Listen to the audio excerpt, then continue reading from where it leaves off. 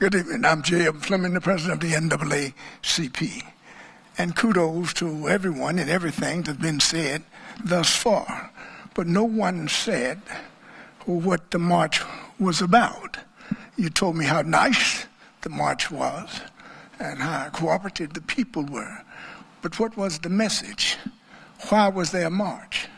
There was a march because there was racism at play. And young folk was trying to address the racism, the institutional racism that we've been dealing with in this country over 400 and some years. They were talking about reform from the national all the way down.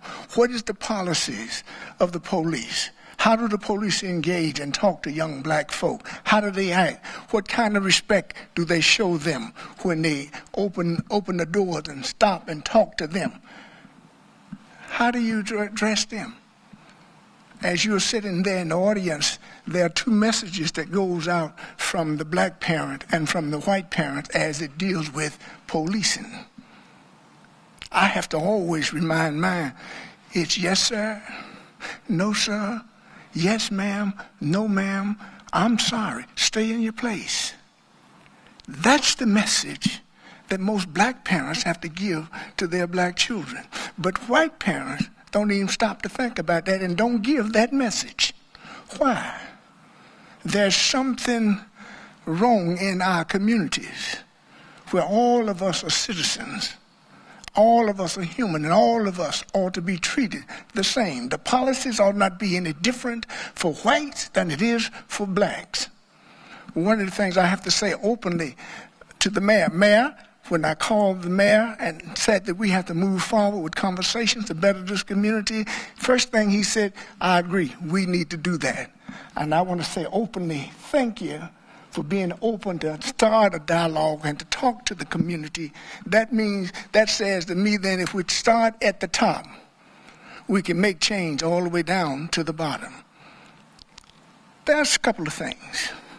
Racism is not new to this community. It's not new to us. It's not new at all. But we invite you all to come together with us, to sit down, to plan, to talk, to address the problems. Systemic and institutional racism has been here over 400 and some years. And not talking about it will not make it go away. Problems that we are trying to prevent. The only way we can prevent those problems is that we sit down and dialogue together to address the problems in our community. There are problems in our community. There are problems in our community that we need to address. I want to thank all of the organizations that came together peacefully and marched and said what they had to say, but we're planning a forum on racism. There'll be a phone conversation on June the 2nd from 2 to 3:30, and on Thursday from 6 to 7:30. Planning a strategy to come together with the whole community, not just black folk, because in racism, black folk are not the problem. We need to make that clear. In this racism, racial problem that we're talking about, black folk are not the problem. We need to come together. We need to talk about the problems that we're facing in our community. And the only way we can do that is we get white men to come to the table and sit down and talk. With a peaceful heart, with a loving heart, and an open mind, we can change and prevent problems that we're looking at in New York and around the country. We can prevent that in Greenville. I'll be the first to tell you, I don't want to see it in Greenville. When others tried to incite riots in the past, the mayor and others, the chief police passed it. No, I'm there to help you solve the problem, not create one. So now we invite in the whole community, every ethnic group, every culture. We want you part of this dialogue and conversation. I can say openly because they shared with me.